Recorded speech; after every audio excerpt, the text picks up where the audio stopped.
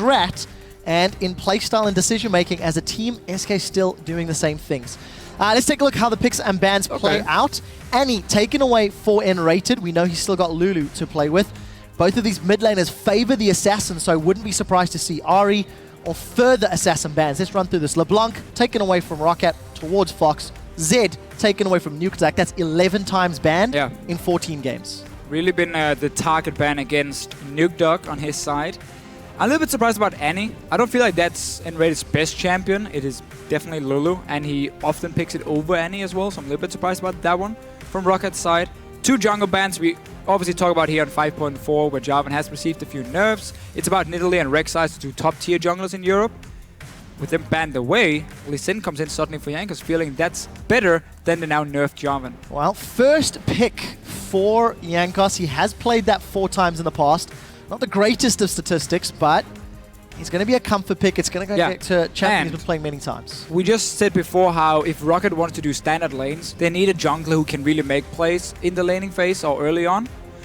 Lee Sin can do it, especially now that Jarvan has lost the armor on his E, so his early clear is a bit weaker, he's a bit more squishy in the skirmish. That's where Lee Sin can now get the upper hand, and that really allows ROCCAT now, if they want to get standard lanes, to play really aggressive around these SK players who you know will always push and look to fight you. Well, we'll see if ROCCAT can make use of that. Jankos, once known as the First Blood King, not necessarily been the same level of performance this year, with champions like Lissandra up and available. For that top lane, Freddy's actually opted to go for the Gnar. Svenskeren locking in his Rengar, so there's a lot of ganking power, a lot of engage power as well from that Gnar, but taking their time, both of these teams. Yeah, we have seen Sven go for Rengar whenever Nidalee and Rek'Sai were gone. So no real surprise from his side. Does of course mean he's going to be slightly weaker before level 6. Another opening for ROCCAT then to try and punish it. Do what Fnatic did not the last time, but the first time SK and Fnatic faced each other, where we saw Rainova and Rek'Sai be really active between level 3 and 4 basically, where Sven normally likes to just sit back and farm and don't really want to assist any lanes that early. Well, ROCCAT lock in their Corki and Maokai. Overpower going to the tree that gave him success yesterday. Gonna be a little scared for this Woolite Corki against a Gnar as the game progresses. Not the strongest of tank killers, but when Woolite's not been running these super late 80 carries, ROCCAT have put a few wins on the board. So maybe that's the catalyst. And the reason they take Corki here and also the Maokai is because ROCCAT is now looking to lane swap it. They know Forgiven is of course going to take Graves whenever it's open. So no surprise on that side, they expected it. Instead, you put Corki in a lane swap and you leave him on his own and he gets a level advantage. And because he scales as an AD carry so well on levels, level 6, level 11 of course with their rank 2 rockets is huge for him. So by putting Corki in a side lane on his own in the swap, they will set themselves up for a very good mid game on their side of ROCCAT, which is something SK always liked to dominate. But that's through lane control and not like quick rotations around the map. No, it's take a tower at a time, then you go top lane, take another tower. So ROCCAT is really setting up for a potential swap. You definitely do not want to go into a Nami Graves lane. That's not going to work. So interesting to see that if SK were looking or were expecting the lane swap as opposed to going for Lulu, which we have seen from N-rated several times in the past. Gonna go for the disengage from Nami. Yeah, we haven't seen Nami in a while. No, honestly. Definitely not. With this support meta, support roaming meta, we've seen Nami's just too weak at roaming around. Her ganks are not very effective. She cannot invade the enemy jungle and deep wards, so it's a pick basically designed for N-rated who likes to stay with Forgiven only. Well, we do see Twisted Fate has been locked in for NukeDuck. Okay. Deficio, you highlighted how important the laning phase and how important getting an advantage early was going to be for ROCCAT against SK Gaming. And the very first Destiny from NukeDuck could make or break the game for a struggling ROCCAT team. And this used to be one of the main picks for NukeDuck when he was in his prime, go all the way back to like Season 3 for Lemon Dogs. TF, it was basically a must ban against him, unless you could do like this Shen Kassadin combo that people discovered were pretty OP. But for him now, the reason we haven't seen TF as well in a long time is there's been all these champions who can just jump him so easy, like a Jarvan. I mean, what is TF's going to do? Yeah, he has a flash, but once that one is blown, you just jump him anyway with the Jarvan after and he's dead. So there's been so many ways of like getting onto that TF. Now with Rengar being the only champion who can really dive to him, and if you play wisely around pink wards, you will spot that Rengar coming in time and you can move around it, might even be able to lock him down with like the likes of the Maokai, kick from Lee Sin, and obviously the Lantern as well from the Thresh. So there are a lot of tools now for NukeDuck to stay alive, in the fights and instead impact the map in this early to mid game where we know SK want to go for the towers. If they are pushing too far up, you TF ulti in behind them, that's a kill for you. Well, pressure's going to be on ROCCAT. They have the ingredients to make aggressive plays, and we'll need to see whether they can do it. 2 weeks ago, they played against H2K, and it was ROCCAT's passiveness that cost them that particular game. They can't afford to play that slow. Let's touch on SK's team comp. It is something that's kind of got flavors of last year with that Nami support Orianna middle. There's a lot of team fighting power from that pick. Yeah, very, very strong 5-on-5 team fight and some pick potential just because you run the likes of Rengar, Graves even as well as an AD carry here. But very team fight focused. And Orianna in the mid lane, while she won't have any problems laning against the Twisted Fate, she won't really be able to apply pressure to him either, which will allow for Nukedog to push out the wave and then potentially go to one of the side lanes with his ulti. And that's really going to be the big deal. If this Twisted Fate can stop SK from fast pushing the side lanes, then that's the tactic for ROCCAT to stop it and shut them down and instead go to late game where we haven't seen too much from SK before. Well, we'll see what ROCCAT can or cannot do. You guys jump on Twitter, vote for who you think will win. Hashtag ROC win or hashtag SK win. Just to remind all of our viewers, wrong yesterday. 5 for 5 in incorrect Shame on predictions. You guys. It was a day of upsets as far as fans were concerned. SK versus ROCCAT. We're loading onto the Rift. And for ROCCAT, a team that is 5-8 on the standings, the amount of breathing room a win over SK would buy them cannot be put into words. But it's up to them. Their team comp, while I think it will scale relatively well, I prefer SK as the game goes a little later, especially the way SK plays. They seem to force their will on their opponents more frequently. That's true. As long as the map is open for them to do it when they can split up, SK will take control. But the thing is, when you look at the two comps, especially late game, Maokai, I love Maokai into Graves because Graves is such a short-ranged AD carry. You will always get in range with your W and lock him down. And he's not designed to kill a tank either. So suddenly Forgiven, later on in the game, it will be hard for him to have an impact in the team fights. And it's going to be more about this Orianna pick, who of course needs a lot of time to scale up. We've seen Froggen play it a few times, and it's always been the same. You don't do anything for the first 20-25 minutes. Once you have 2, maybe 3 items completed, then you start really dealing some damage. So that opens up for Nukedog here to be so active on this Twisted Fate. It's also a completely different style of champion to what we're used to seeing Fox on. He's played Kassadin, Zed, Ahri, Cassiopeia, LeBlanc. These are all champions that are, I would say, more aggressive than an Orianna. That Orianna tends to be a little more utility-focused, a little bit more reliant on your teammates and your positioning. So we'll see how Fox can handle himself on this different style. But a lot of love for Freddy in the top lane already. Oh, see him on the ward. Vander, can they force a flash maybe? I think they can. The Flay connects. Insta flash. Well, eventual flash. Early advantage. That should give Freddy a little bit more difficulty in the laning phase. Yeah, we mentioned how ROCCAT really wanted to lane swap with their comp, and that's why they took the Corki and Maokai in the second rotation, knowing Grace was going to come from SK on their side. So they do get the swap with deep wards and of course the lane ward to see that Freddy's sitting. And I've said this before, and I'm a bit sorry for Freddy. I said it yesterday because I called him greedy for farm. And he told me that his mom texted him after the game and said, "Stop being greedy, Freddy." But I might have to say it again today because he is a guy who doesn't care about dying in the laning phase if it means he gets like 2 or 3 waves of farm, and that's the way he likes to play. So he's always getting a CS advantage, but he might give up some gold for the other team. And let's see what he does today. This is a good start for ROCCAT. They got the freeze. They're keeping 2 guys in the lane as well to zone Freddy away because you know he always want to go for this farm. And this is one of the first times we see teams really trying to deny him. Fnatic yesterday tower dove them early.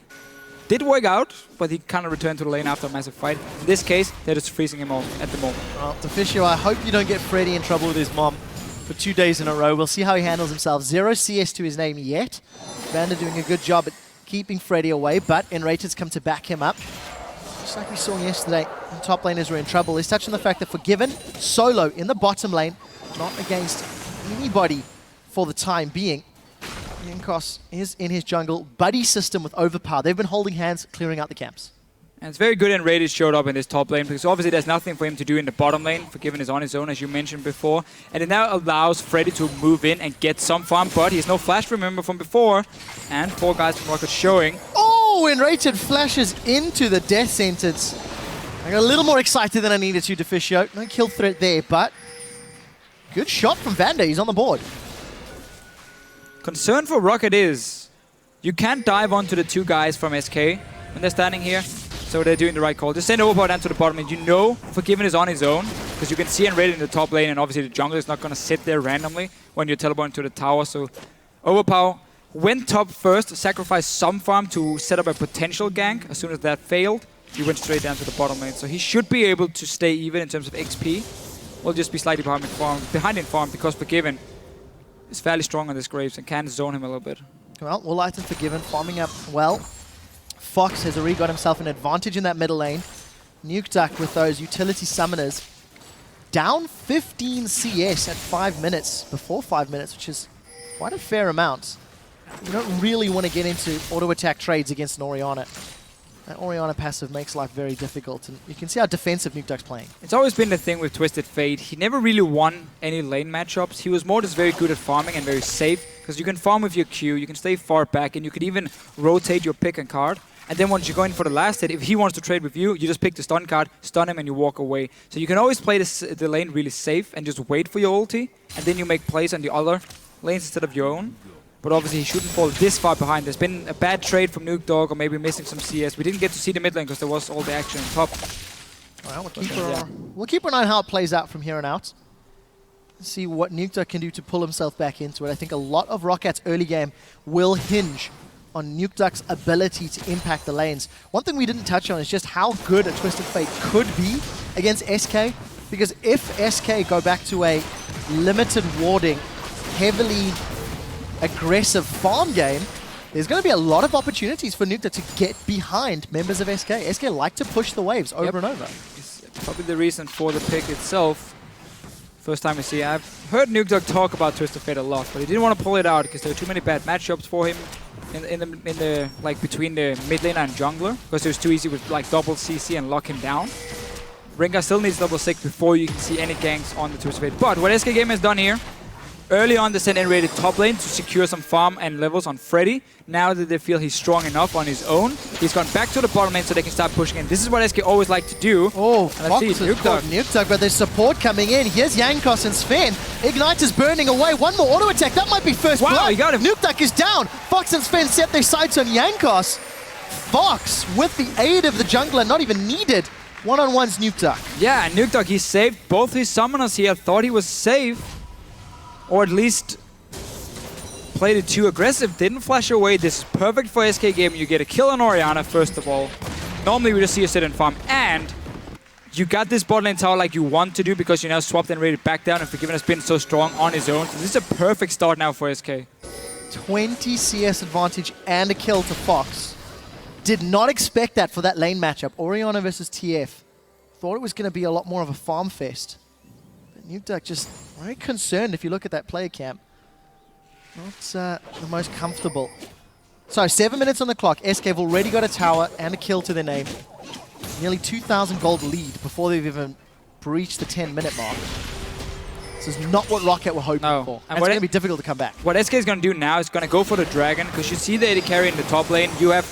You know, obviously, he's not going to join, and you have a BF Sword Grave, so you're going to go straight and take the dragon now at this point, because you have all the pressure on the bottom lane. Once the dragon is dead, you're going to take your Graves and just swap into the top lane, because he's a lot stronger than the Corki at the moment. So if they lane one-on-one, Graves is going to win it and push in the lane over and over. And if Enrated joins as well suddenly you might be able to get pressure on that tower. So SK Gaming setting up for the dragon, so the last global objective is gone. And then they go back to pushing the lanes. Well, yesterday, SK Gaming took an 8-minute dragon against Fnatic, which eventually snowballed them into the lead to take 5 dragons and a Baron by the 35-minute mark. 32-minute mark, rather. SK demolished Fnatic yesterday. They're starting off actually even better than they did yesterday, because they weren't punished for the lane swap. Yes, Freddy gave up a flash, but there was no dive, there was no kill. Enrated responded to the pressure ROCCAT put down earlier than Enrated did yesterday against Fnatic. So even from a game yesterday to today, SK are showing some, some learning, some growth. They are, for sure. SK has really been adapting to kind of their own lane swap. And their own weaknesses. And didn't want to be too predictable in what they were doing, so they wanted to switch it up a little bit at least. And mix up especially how Reddit were moving in this swap. But basically what's gone wrong for ROCCAT was early on they tried to deny farm for Freddy. That was fine. But as soon as they saw Reddit up top lane, Overpower should have recalled instantly and just gone to the bottom lane. And then him and maybe Jankos could have joined there, stopped this push from Forgiven and push him back on his own and defend that tower. But let's see here, red buff, 4 guys from SK. Oh, this is scary. ROCCAT yeah, ROCCAT is only 2 here. But you do see Overpass sitting with teleport, waiting in base. Waiting for the opportunity, but SK managed to secure the buff. No, yeah. No one saw that. Misclick, misclick. No one know the worst part? Yeah. He's just being a good teammate and he's writing down the timer for red buff. So he's just writing R and then the time. But he forgets to click enter. But let's see here. Dive on the top lane. Well, let's take a look. Gold card is primed and Rated's the target. And he's popped before the auto attack can land. ROCCAT on the board of the first kill. It goes to Jankos. ROCCAT will commit to the tower and they will secure this one. So first use of Destiny, success. Yeah. However, no assist for Nukeduck. I'm surprised though that Forgiven went back to the bottom lane after taking the dragon. Normally he would have gone straight to the top lane and then had this 2-on-2 lane where he was the Graves Nami into the Corgi and Thresh, and then they wouldn't have been pushed all the way down here and had at least a stronger lane set up. Instead, SK, they kept Freddy up here. It was still 4 versus 2, so they would most likely die anyway, but there was a change. Now Forgiven is coming to that lane, so maybe he was just smart, saying, I'm waiting for this tier voltage to be gone, then I go top lane and I start pushing it in. That's probably not the case, but we can think. Give the benefit of the doubt. It is God-given after all. Well, arguably, actually, you know what? Definitively the strongest AD carry in Europe. Forgiven the Almighty. Yeah, definitively, consistently performing. We'll see SK securing their second tower of the game. So yes, they did give up a kill top, but they will respond. Oh, tower still lives. Somebody needs to give that a gentle love tap. There Happy. It is. It happens. I hate saying it's going to go down and then it doesn't go down. Oh, Trevor. I know. So harsh. It's true though. Poor SK. Had it all under control. They did. They did. Giving it a little bit of swag points. Walking into tank one more shot. So 16k gold to 15k. This has really gone all wrong for ROCCAT.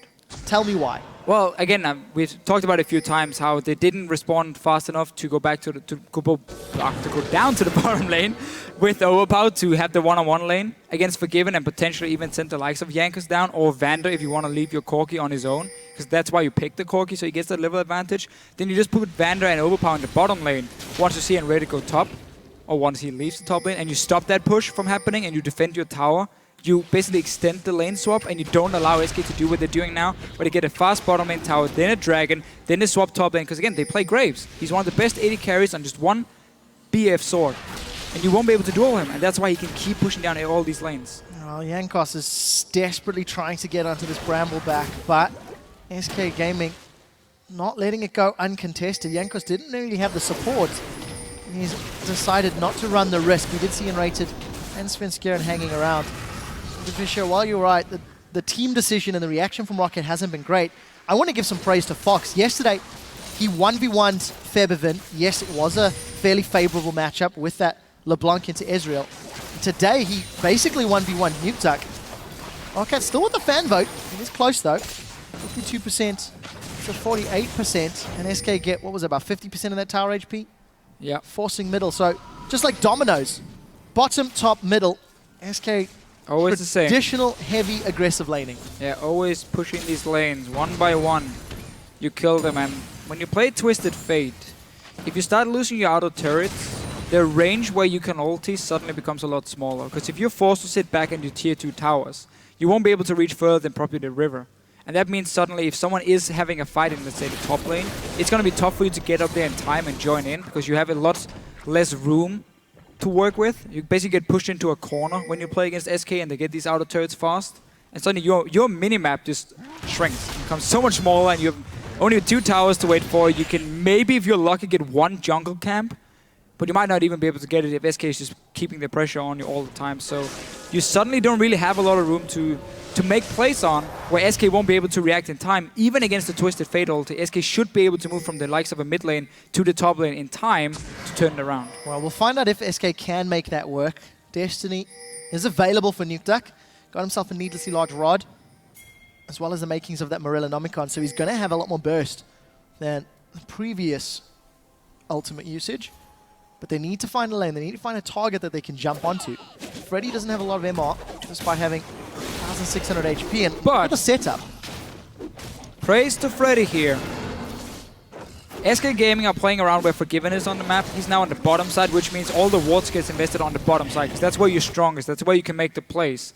So Freddy, knowing that there's 0 wards on the top side of the map, and he hasn't seen anyone from ROCCAT in a while, does not decide to keep pushing out. Instead, he realizes there's a high chance of multiple guys being there to kill him, so he goes back to the Crooks, he waits for the wave to come back to him, and he now stays alive.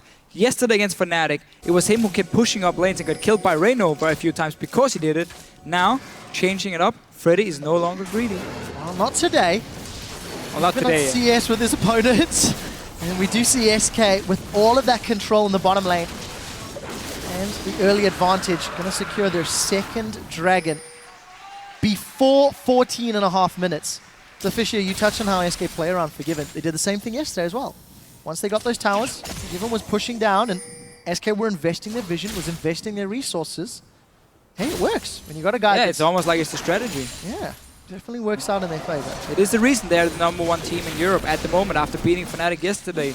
They do it so well, and it's tough for the other teams to respond, because if you're not strong enough to fight anyway, how are you going to stop this push, and how are you going to stop SK from getting down all these wards that they will place on whatever side Forgiven is at, and then suddenly he's safe. And now Freddy.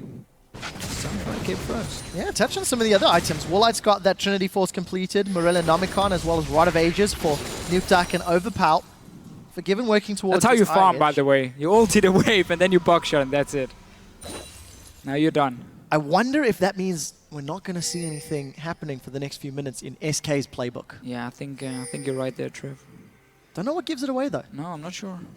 Let's touch on the Sunfire Cape. We see Nas going different builds relatively often. No real AP threat in his lane, so no Hex Drinker today. But I know we have split feelings sometimes when it comes to Sunfire versus Randuin's. So it very much depends on what you want to do. If you want to just sit in a lane and split push, Sunfire is fine because it gives you that extra wave clear or fast pushing ability. But if you want a team fight, then Randuin is in nearly every case going to be better for you. But in this situation, Freddy is looking to split push against this Maokai, who won't be able to do too much.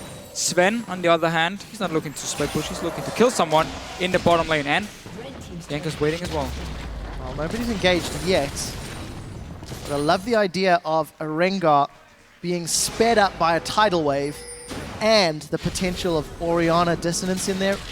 There's a lot of enablers to get Svenskeren onto a target quickly, and I particularly like the synergy with that Nami. Get knocked up by the tower, get knocked up by the bubble. SK can work together. They can really lock down somebody for an extended period of time. This was a pretty good play by ROCCAT, though. They had Nukeduck, first of all, show himself, or will move out of the mid lane at first and down towards the bottom side of the map, so there was the risk of him ganking down to the bottom lane. And then they sent 3 guys down to push the towers, so there was a high chance of 4 members being there instantly. And SK knew, okay, we can't do anything, we can't fight, we need to just back away and let them take this tower, because we're not in a position to respond in a 4-on-4. Obviously, with the 2 teleports ready as well, it could have been a 5 versus 4. So they simply just made a play around the ulti from Nukeduck. He still has that mid lane tower being alive, so he can stay around the mid lane for himself. And that was just a good play to make it 2-on-2 in terms of towers, and very even in gold as well. Well, Nukeduck does get his hands on that blue buff after SK tried to contest. I'm glad you actually say ROCCAT did well, because considering how the lane swap didn't work in their favor and just how much pressure Nukeduck was under, the team has evened out the goal difference. They've evened out the tower score.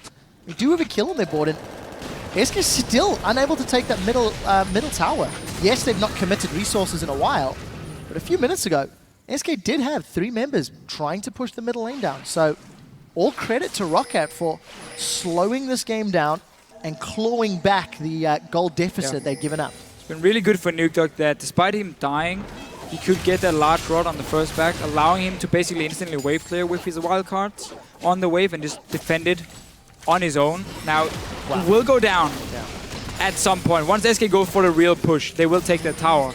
But he still managed to hold off on it for quite a while. Hook just missing on Svenskeren. But now SK got the last tower, and yes, they're even, or somewhat even in gold, but still the 2 dragons to 0, that's going to be the big problem. Well, Freddy is in Mega. Nah, it's about to time out. Here comes support. Mini Nah gets booted backwards mid now. as he hops over the wall, flashes past the jungle. And we do see ROCCAT collapse. What will it cost them? Kill on the board for Woolite. Destiny comes out from Nukeduck. SK TP behind as well. will be happy for the trade. There is Overpower plus Nukeduck coming in. Bubble doesn't connect. Tidal Wave goes out. Gold cards onto Enrated. Here comes Woolite. That's a huge shockwave, but there's not a lot of damage to follow it up. ROCCAT with 2 quick kills, and they force SK away. It's a trade of 3 kills for 1 tower. And ROCCAT now is going to push this mid lane with all 5 guys. That's going to be another tower. That was a nice play, honestly. Yes, they gave up that mid tower because they went 5 to get overpowered or get Freddy down, but then they knew we have the ulti from Twisted Fate, we have the teleport, we can chase onto the remaining guys from SK, kill them, and also get a tower and trade it at least. So here, this is a setup all planned. I mean, you know at that time, if you go 5 to the top lane, the enemy team can push mid, but this is just such a nice setup. Nobody gets caught really by the tidal wave. Nukeduck dances around it. You blow up and raid it first. Good shockwave, but just not enough damage here. You've already been caught out, and you're in a 4 vs 5. And it was a defensive shockwave at the same time. Everybody in full retreat. To be fair, Woolite went from 100 to about 40% HP. Had a collateral or had additional damage come down, maybe got a kill. So ROCCAT, they do trade 1 tower for 1 after the fight. However, they lost an additional tower a few moments before. 20 minutes on the clock. ROCCAT looking not too shabby. Especially now that Nukeduck's got himself an hourglass. So those sort of, dare I say it, Messiah plays are a possibility where he can just Destiny in and hourglass out. SK has already gone down to this dragon though. 3rd one for them if they manage to pick it up. This is a game where they have improved. They are investing more into pink wards and setting up for objectives beforehand. And if you come and face check, well, tough luck for you. You will get caught out by the likes of a Rengar. But for Svensson to get the right engage against a Twisted Fate and potential pink wards, that's going to be tough. And instead, we can't see ROCCAT just start. Well, let's see what Nukeduck can do. Gold card catches Freddy's. Should go Mega Gnar shortly. Will it be enough? Dragon number 3 secured for SK. What is Freddy doing? He's tanking out 4. But again, it's the sacrificial Brit to secure a global objective. SK, can they defend their inner turrets? What ROCCAT keeps doing is trading kills for objectives here now. Have to be careful. Svensson is going in. Oh, there's the kitty pounds. We just get Overpower melted. We do see the kickback as Svensson is knocked over the wall, but ROCCAT are split. They've lost 2 since taking Freddy down. Forgiven's getting run down from Woolite, and Forgiven still survives. Woolite's got no more mana. Forgiven so close to going down, but they defend the tower. They get themselves 2 kills, and I can't get over how quickly Overpower went down. And also they got that dragon now. 3 for 0 in terms of dragons. He's gonna have the 5th one very soon in this game. And SK Gaming, despite giving up a few kills here and there, have kept the goal lead. They've played their style, got these outer turrets down. Defending first, and now ROCCAT is tanking the tower, and you just see the ball delivery system. Svensson in, Overpower gets pulled back, he gets blown up. He's not tanking, he only has like a Rod of Ages at this point. And Yangas tries to make the play, goes down as well. So 2 quick kills now for SK. Defend the tower, as you mentioned, and more importantly, got that dragon, which just gains more and more value simply by getting closer to number 5. Now, once you get that aspect of the dragon, SK already had strong team fights. You get that 12% AD and AP. Additional move speed, etc. It's just going to allow them to run circles around ROCCAT. I love the engage. It's actually something that we saw once Rengos was sort of released. The invisible cat shockwave. Lion shockwave, whatever you want to call Rengar. It worked out well. SK not falling for this one. ROCCAT with the risky Baron. Forgiven's nowhere to be seen. He's in the bottom lane, Deficio, but ROCCAT, how long will they stick on this objective? I think they can stop it with 4. I mean, you're standing in the Baron pit against a shockwave. Death Cap is completed on the Orianna already, and we're gonna see a fight. Well, let's see what happens. Freddy's been caught in shockwave. Down, Nukeduck gets nuked. In the background, Freddy's dropped before he can go Mega Gnar. Overpower's looking for some targets, but he's been left alone. Big crit comes down from Woolite, but nobody else continues the fight. It's 2 members of ROCCAT down as SK look to chase ROCCAT away. SK were able to fend it off, but the fight's not over. Enrated, what can you do? Tidal Wave is available as he gets hit. We do see the attack dissonance dropping Vander. Attack comes out. Collateral damage ruins Woolite's day. And SK Gaming trade 1 for 4. Forgiven's not done. Gets an auto attack out, and all of a sudden SK have got priority on Baron. This is such a fed Orianna already with that death cap coming in at like 21 minutes for him. You completely avoided that somewhat weak early to mid game. Orianna stage, you've gone to late game already with the early kill. see what ROCCAT can do. Nuke is here and Jankos has Smite ready. You want to try and steal it? He should be allowed to. Freddy's trying to zone him away. 2000 HP on Baron. Sonic Wave comes in. Baron gets secured by Twisted Fate. Actually, that's a lie. It's Svenskeren that's killed. Forgiven grabs Baron. Nukeduck's going to be held up for a second or two longer, but it's not going to be enough. SK, more kills and Baron, despite a valiant attempt by Jankos and Nukeduck. So what ROCCAT tried to do is a thing we have seen teams do against SK beforehand, where they don't like think about warding the Baron, and you can like sneak a 21, 22 minutes one. That's why they started, but this time Freddy was in the lane with his ward here, so he placed it down and he spotted, okay, they're doing the Baron. And then with 4 guys nearby, especially the Orianna, is going to be huge if you are caught in that shockwave near the Baron itself. Nukeduck is, sadly for him, going to be the target, and he just gets popped instantly. There's so much damage here, and SK, of course, can keep fighting. Not enough damage left from the side of ROCCAT. Baron did a lot to them. They're going to end up dying for it. I kind of like the try, because SK in the past has shown that they sometimes forget to ward the Baron. But as soon as they saw the ward being popped down by Freddy, they should have backed away from ROCCAT's side. Yeah, I really agree with you, Deficio. For ROCCAT, they have a team composition that actually needs to make plays, and we touched on how we felt ROCCAT needed to play more aggressively than they have in the past. Maybe not the strongest of decisions, that Baron, but they did at least try to make it work, and unfortunately were punished. So ROCCAT now once again defending, playing from behind. It's a massive lead that they've got to climb through this time. 5,000 gold. And 3 members of SK with that Baron buff. SK, let's see if they can take more of those inner turrets. Well, more dragons should be the main objective here for SK. Especially because once the next one is picked up, you got even the more damage to minions and monsters, which means the next Baron coming is going to go down even faster for the likes of SK. And they shouldn't give up the lead they have now. It's been fairly close. ROCCAT has made some good moves to really keep it even in gold. But then we saw this Baron. I just don't know why they didn't disengage from it. Once they saw the ward, they knew they were spotted. Yes, Forgiven was in the bottom lane. But still 4 guys this early is going to stop you. Well, we'd have to listen into Mike Check and find out what the team's communication was like. 40 seconds before the next dragon spawns. Making use of that Baron buff. You can see SK getting some deep vision in ROCCAT's jungle. Making sure they are well informed for the next dragon attempt, and also sieging up that inner turret. There's a little bit of tankiness on Overpower, finally got that Frozen Heart completed, but ROCCAT need to really burst someone down quickly or get caught out in a 5v5. Yeah, and it's fine that Overpower has a lot of armor. He's going in and can they get it? Well, Fox is caught out. Fox has flayed back. That's a fairly easy kill for ROCCAT. What more can they take? Destiny channeled. Gate followed. Nice double bubble from Enrated. Throws ROCCAT up. That means Trouble is Enrated. Goes down as well. That's a double kill for Nukeduck. They turn to Svenskeren, but he shouldn't be able to get away. I lied as he flashes over the wall after leaping onto a Krug.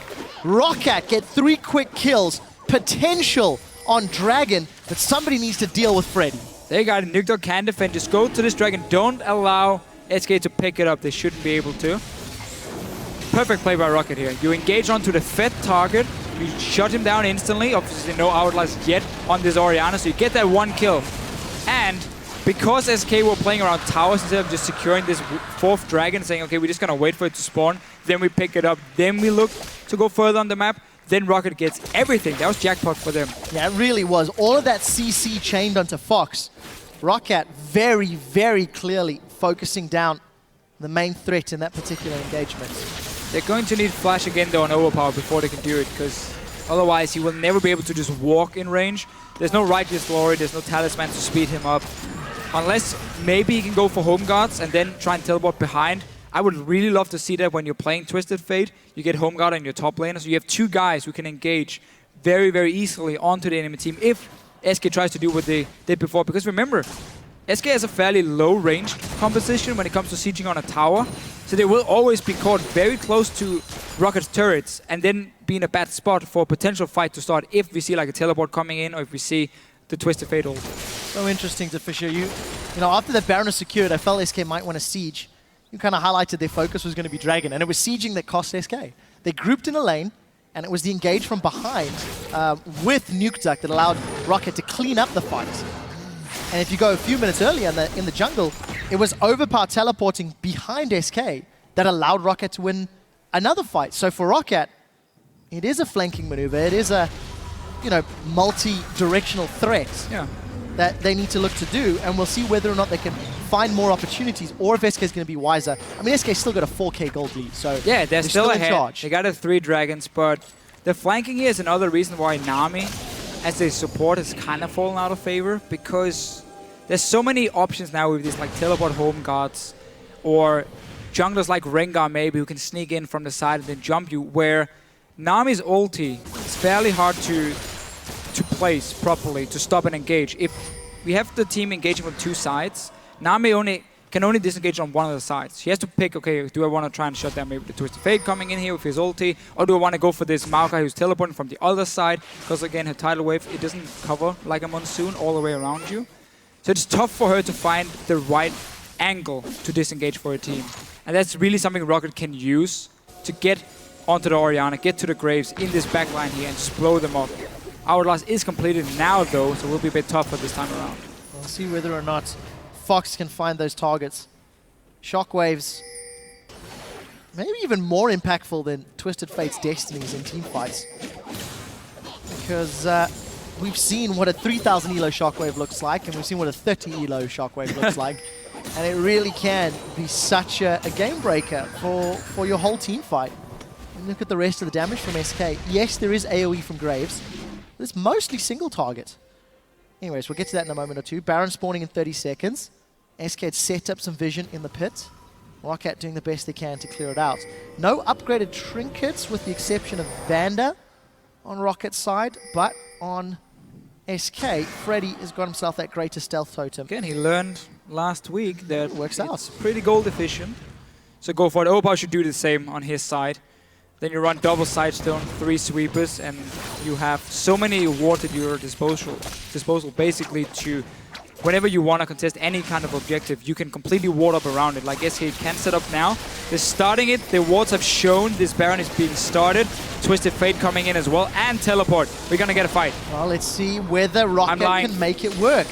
Destiny's revealing. Svenskeren is spotted. They've turned their attention to Gnar. Freddy's caught out. Death sentence lands. Jankos forces Sven away, and they're going to focus Freddy down before he can go Mega Gnar. Numbers advantage for ROCCAT, but they expended a lot. The Shockwave whiffs! 30 it doesn't elo. hit anybody! That's a 30 elo Shockwave for sure!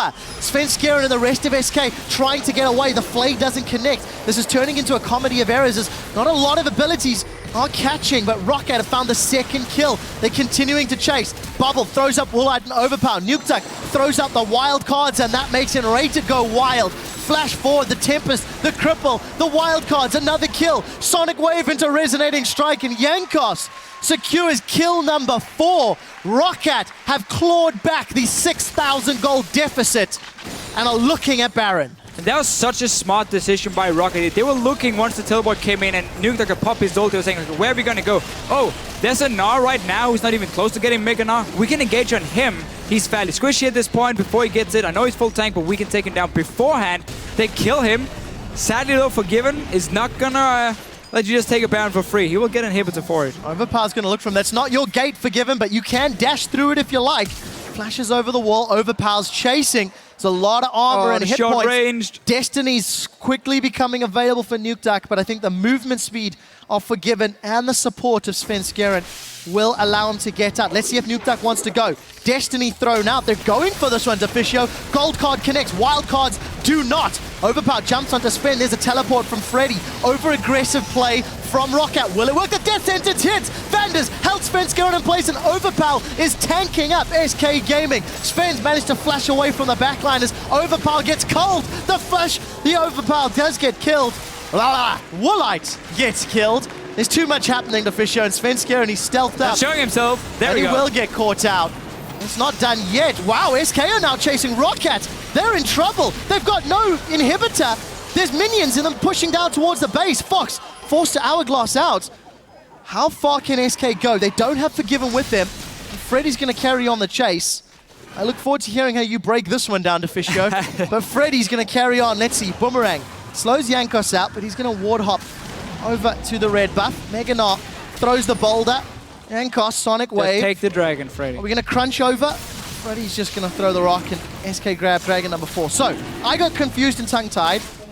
do explain exactly what transpired in the last 2 minutes. Well, My good man. Once we get the replay at least. One thing I did notice was Woolite, he's a man who likes to jump in for the kills. As the AD carry, ended up killing himself. And once we get the replay, we can see if that was the main reason ROCCAT lost the fight.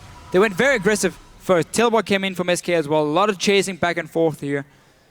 And now, 4th Dragon. First kick. So, ulti coming in here. So Nuke, he chooses Forgiven, missed the first wildcard, and now they can't really get onto Forgiven after from overpower, so he chooses Svenskeren. This is fine for now for ROCCAT. As long as they kite back, focus Svenskeren here. Just kill him. You don't have to dive deep, because right now, overpower is zoning 3 guys on his own. Forgiven is only hitting the tank.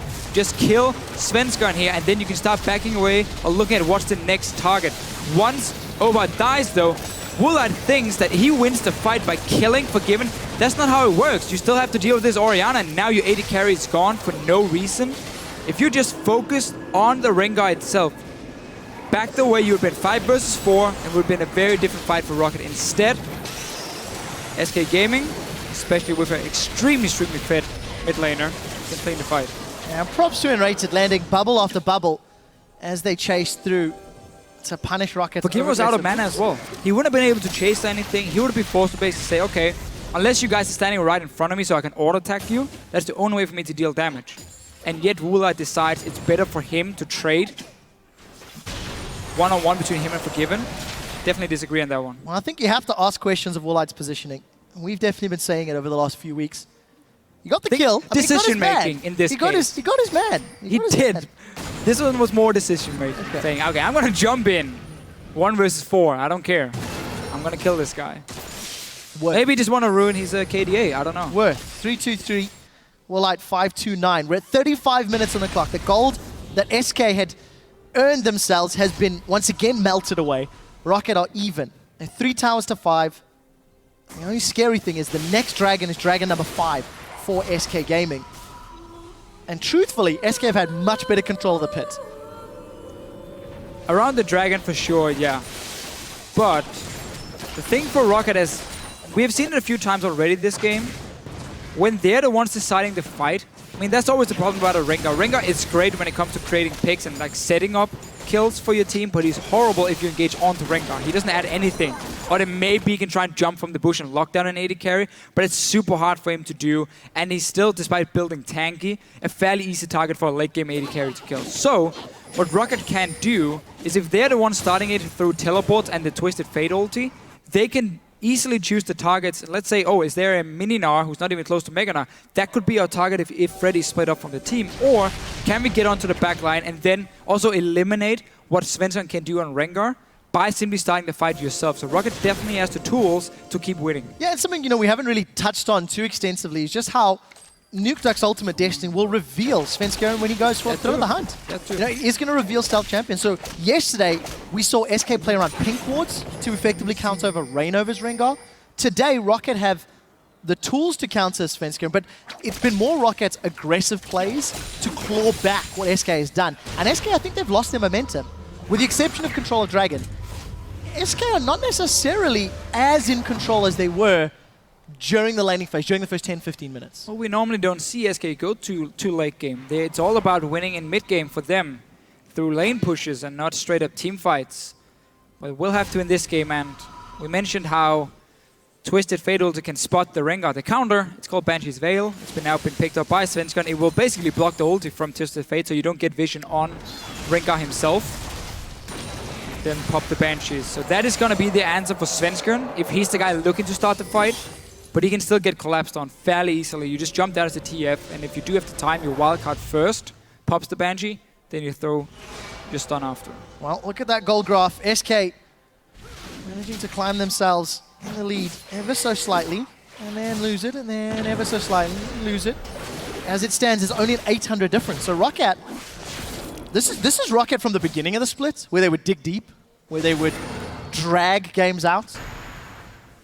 And interestingly, if ROCCAT managed to secure 22 kills, it'll actually be the most kills they've secured in a single game for the entire year. Says a lot about the ROCCAT playstyle we've seen this year. And I mean, it's no secret for the ROCCAT players either when you talk to them and like their opinions of what's been going on. They're not happy. they expected a lot more when this team was created, and when Overpower moved to the top lane, they thought it was going to be a great move. He could be good in terms of team teleports, and of course his shot calling, or added shot calling to the team. And then you put in, there's basically the rookie of the split in Woolite, an AD carry with good mechanics, who looked fairly solid on the Copenhagen Wolves. And then Nukedog, this guy who was fantastic when he played for Limlox back in Season 3. So on paper it looked good, but it's simply not been working for them. There's been too many problems in terms of, honestly, shot calling, and players underperforming. Yeah, from the mid laner to the AD carry to the top laner, it doesn't matter. They have been underperforming overall if you look at the entire split. And you look at a team like SK, the odd games where Forgiven doesn't necessarily deliver, Fox has picked up the slack. Spencer has picked up the slack. You know, SK is a contrast where when a team does have some struggles, somebody else will carry it. Unfortunately for ROCCAT, they haven't found that synergy, but this might be the week. Remember, ROCCAT sitting out of a playoff spot. They're 5-8 in this game, and they're playing against the league leaders, SK. Overpower gets caught out, but the Lantern does save him. Collateral damage was thrown out from Forgiven, so cooldown used. ROCCAT now need to decide, do they want to engage? Dragon is up. This is for aspect of the Dragon. Destiny has been channeled from Nukedog. He's trying to get in on the side lane, but he's a little split up. Where can Overpower join the party? The ward comes up. Dragon secured. That's gone to Spenskeren. SK Gaming have got the aspect. Overpower once again in the thick of things. Jankos pulling a few members. It's only the tree that's caught by the shockwave, and ROCCAT are in full retreat. They do not want this engage. Death Sentence catches Freddy, but that's not the one you're looking for. Woolite and Nukedog in full retreat, but it's not going to be enough. Wildcards rings across. SK's health bars, 2 members of ROCCAT are down. And honestly, fairly anticlimactic fight with SK getting 2 kills. The 5th Dragon, and most likely the Baron. It almost felt like ROCCAT was surprised Dragon was spawning, because they didn't move for it before and didn't try and fight over the walls being placed. So SK Gaming was standing there as 5, took down the Dragon before the fight even broke out. And that was, again, simply SK being faster than ROCCAT. And then when you see the Twisted Fate not getting a proper ulti for Nukedog's side, so he doesn't get to the back line. We saw the overpowered teleport as well. He didn't get to the back line either with that. So because it almost felt like you were surprised Dragon were coming up, you couldn't set up proper control around it and get the right engage. And that just put you in a terrible teamfight situation where you had to now hit on a Mega Gnar and, of course, the Rengar, who, when they get to be the front line, can't do enough to protect Orianna and Graves. And I want to call back to what you mentioned with the previous Dragons SK had secured. They were always going to take down minions and monsters faster. They have shown very clearly their objective was focused around the Dragon. Now let's see what can happen. Here comes Nukedog. They caught Foxen and Rated out of position, and Rated does manage to get the bubble, but Freddy is a massive Gnar. He jumped into the fight. Fox is the first one down. Woolite trying to lifesteal off the minions. Nukedog forced away. Tidal Wave, we'll see if that can connect. Band has been dropped by Forgiven in the mid lane. Let's see exactly how that transpired, but the bubble works. And Rated manages to finish Nukedog. Overpower gets shut down. 3 members of ROCCAT down. SK in a 4-on-2. They're looking to close the game out. Baron empowered minions, Aspect empowered champions. They're on the Nexus turrets, and this is for game. I really like this support 1-on-1 from Rated here against Nukedog. And wow, another one for Forgiven. Another kill on the board. 6, 2, and 5. Forgiven sold his boots. He picked up the Zephyr as his final item. Going to use all that attack speed to melt the Nexus turrets. SK Gaming, 11-3. Take down ROCCAT. Retain control of the European LCS. I think that was a harder game for SK than they would have expected beforehand. They had a great start. The lane swap went in their favor. They got these early towers down. And ROCCAT still managed to find ways of getting back in the game. They always try to keep it even in gold. We had some fairly good team fights here. But the Dragons, the first one picked up at 7 minutes. SK is the team in Europe who gets the fastest first Dragon. This game, or this game was the same. Even faster today, yeah, this even week. Faster than their normal average. And that was really the key for them. Always just wait for these Dragons to spawn, play around them, and then the last one. Still surprised that ROCCAT were not in a better position to fight for it. Yeah, I think if you look at all the teams in Europe, SK have got the strongest Dragon decision making. Them and H2K. When it comes to playing around Dragons. In the last few weeks, I'd agree with H2K, but you know, over the entire split, right? SK play very safely. When Dragons aren't available, they win through other means. But this is the third third game that I can think of where SK have actually gone for the 5 Dragon to use it to allow them to take down the Nexus. And I think ROCCAT this week have performed better than they have every other match leading up to Week 7. I agree. It's looking better for ROCCAT compared to what we've seen in the past, but a game like this now for them, you were about to take out SK Gaming, and the reason that was going to be so important is because you're fighting against Elements, Unicorns of Love, and the likes of Giants, fighting for that last playoff spot, because Copenhagen Wolves now are a few wins ahead of you, and obviously Gambit is above the Copenhagen Wolves, and so on. So it's between like 3 or 4 teams, and ROCCAT is one of them, of avoiding relegation, number 9 and number 8, and of course getting into playoffs as the last spot there, number 6 in the standings. Being so close now to beating SK Gaming, a game where you normally would look at the schedule and say, okay, this is not the one where we are going to get closer to playoffs. No, we just ignore that one and look instead at the games against Elements and maybe Giants and whatever. These are the ones we need to win. You were so close. Yeah. Really, really annoying feeling now for ROCCAT. It must be heartbreaking. If you look at the standings, ROCCAT were 5-8 coming into this game. They're now 5-9. Giants have 9 losses. MYM have 10 losses. If MYM or Giants pull off some upset wins, they could get ahead of ROCCAT. ROCCAT are by no means safe. And remember, 7th position on the standings gets you a spot in the summer split. 8th and 9th is promotion tournaments. So for a team that at week 1, we heard the players saying, look, we're expecting to be top 2, top 3. Very harsh realities. Very harsh realities. But we are being a bit overly negative. I think ROCCAT, they put up a great fight. They had a team comp that was not reliant on getting to the late game. They made decisions. The Baron call, you could argue, was bad, but they made the call. Even just last week against H2K, they weren't making calls. So it's good to see growth. It's good to see development. However, it has come very late. There's not a lot of room left. No, and that's the problem, really. Yes, you can get better and better, but unless you suddenly get to a point where you win every single game, it might be too late for you. And that's another thing as a player, because you're always looking at the standings. You're always looking at what's our next goal here. When you suddenly realize you have so few games left and you then lose like this, now against SK, where you were fairly close, that's really where you start losing, belief and trust in yourself and, can we make playoffs at all? But for ROCCAT's side, they have to look at this week and say, we were playing better. Yeah. We kept it even in terms of gold for such a long time. Use that next week when we're not playing SK Gaming, and we will pick up more wins. Well, next week, SK Gaming will be playing at the IEM World Championships. 2 They're weeks. looking in good form. At the moment, we'll need to see if SK can do Europe proud. But to break down that match, let's hand it over to Shox at the analyst desk. Thank you so much. Quick shot, ready to break things down here with Amazing, starting with the beginning of the game and the lane swap. Good concept by ROCCAT, bad execution. Yeah, they started off pretty well by forcing a flash onto Gnar pretty early. So they basically had the setup to contest Gnar's XP gain that he's trying to get when he's basically in 1v2. But they didn't set up the freeze properly. And when they actually tried to make the play happen, they were not decisive as decisive as they should have been. Therefore, Gnar still got the XP, was healed by Nami, and they basically got through the lane swap without issues, which shouldn't have happened if you forced someone early.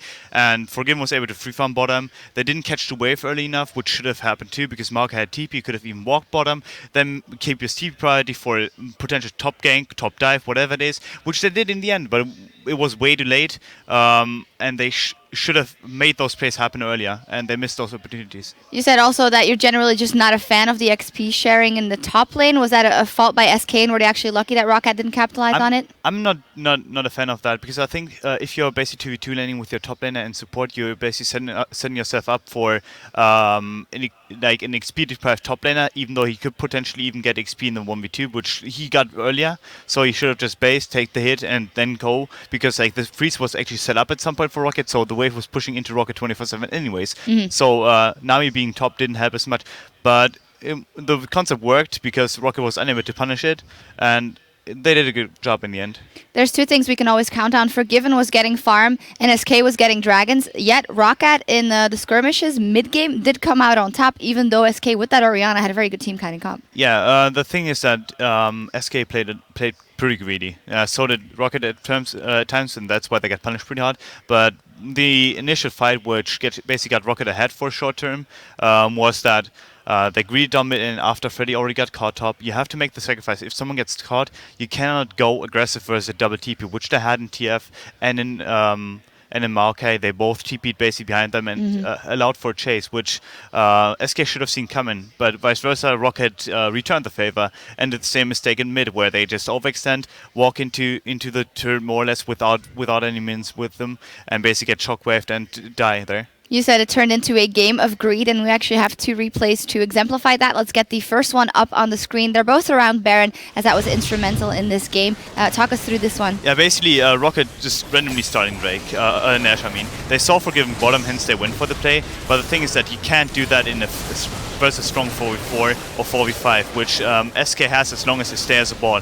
What SK wants to do is basically like have Fox get in rotations out, have Sven's going to see someone, Enerate to see someone, and then basically get the burst, the QW of Orianna, then they get the proper shockwave, which SK was able to do because they were never contested in their ball, which happens as soon as the enemy team basically groups up for an objective and doesn't try to flank you. And SK is basically like chasing ROCCAT down and allows themselves for early kills. The Orianna that are flashing forward to get the auto attack off and the kill, very different from the Orianna we saw yesterday. Yeah, definitely. I think Fox, what he did this game was really insane. I think we'll have another replay later on, or maybe not. But he even put the Orianna ult on himself and flashed into an AD carry, which is just crazy. Like, that guy must be Korean or something. But I've literally not seen that in the US yet so far, and that was pretty crazy. This is actually the second replay I wanted to show. That is second replay. So this again, agreed from SK in this case,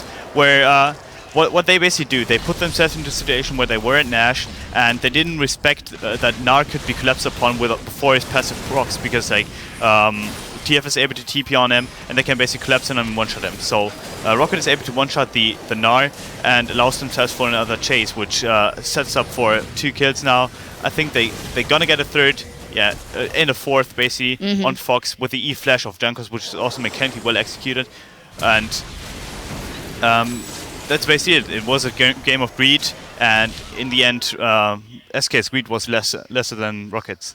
Definitely not Korean because he whiffed the shockwave there. No, but not taking anything away from Fox. He actually has played very good yesterday as well, and really stepping up in that carry role. And just in this game as well, there was this crucial moment when ROCCAT was back even, and then Forgiven found a way to get the inhibitor down. And I think that's what set SK up also for later, because they knew they would always have that entrance into the base. Yeah, what SK is really good at doing is basically like using the bust, or like the changes of the Season 5 patch, that is like the inhib giving you, as soon as you have one down, then basically like having stronger minions, etc., like, and basically setting up for it, and the Drake itself and the Nash itself, like, which like as soon as they get a neutral objective, like let's say the 5th Drake, they will snowball that really, really hard. And the same applies for Inhibitor being down, and the same applies for Nash being down. And I think that is crazy to see, and it's one of the only teams that actually abuses that to that standpoint. The only other team competing at that level, and with the objectives coming into Season 5, is actually H2K in the US, I think, and it's pretty great to see. Yeah, it is fantastic to see. One last thing about ROCCAT, because I do think that they played a solid game here, even though it didn't go in their favor, and it's starting to look a little bit more like the ROCCAT we expect. Yeah, yeah. I mean, I'm almost a fan. I've always been a vocal fan of ROCCAT, because I think when I see that players, I see the roster, I see potential. Like, we abuse that word, I abuse that word maybe. CLG has abused that word, obviously, but ROCCAT is supposed to win. They're always in the game to a certain extent, but they make 1 or 2 bad calls and it just snowballs from there. And I don't know what the issue is. I don't know where it comes from, where it stems from, and if the coaches are unable to identify it, I can't identify it either. But they have to find that something that basically makes it happen. And if they're not able to do that, like, they deserve to be where they are right now. Yep, and if they want to find it, they'll have to do it very quickly with the season, the split almost ending. Now, coming up in just a few minutes, Elements will chase the Unicorns of Love in the standings as they try to close in on a seat at the spring playoffs. And as Krepo himself said just moments ago, it's time to do or die, so stay with us. Our first matchup of the day between ROCCAT and SK Gaming. Both of these teams picked up wins yesterday, and both of them were in convincing fashion.